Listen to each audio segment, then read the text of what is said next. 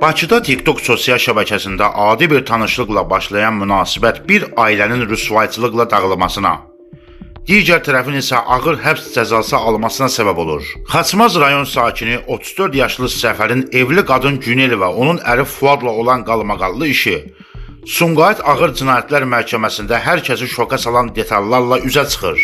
İttihama görə Səfər Günellə idarə etdiyi Opel markalı avtomobilin salonunda və müxtəlif yerlərdə yaşadıkları yaxın münasibətləri gizlincə telefona çəkir. Münasibətlər pozulduqdan sonra isə bu görüntülər qorxunc bir şantaj alətinə çevrilir.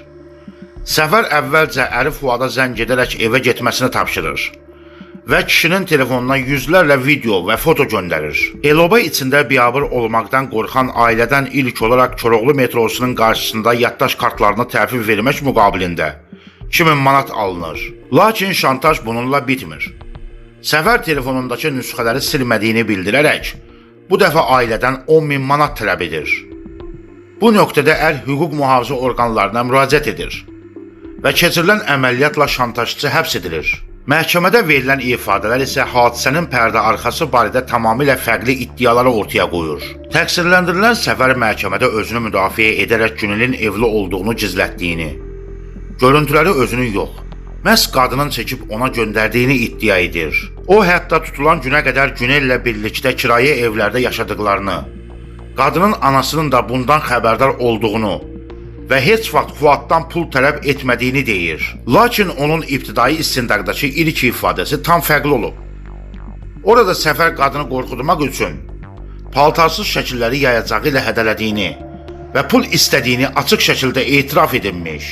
Zərərçəkmiş ər Fuad isə yaşadığı dəhşəti belə təsvir edir.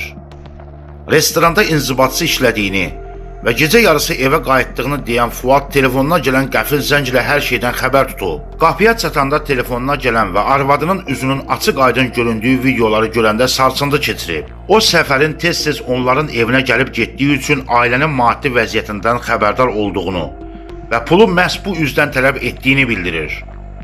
Bu hadisədən sonra cütlük rəsmən boşanır. Günel isə ifadəsində Səfərin iddialarını qəti şəkildə rədd edir.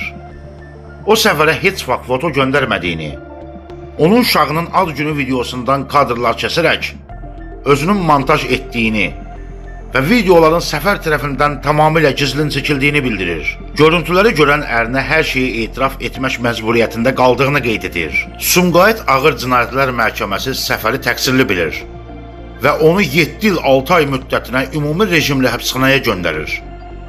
Yuxarı instansiya məhkəmələri də bu ağır cəzanı qüvvədə saxlayır.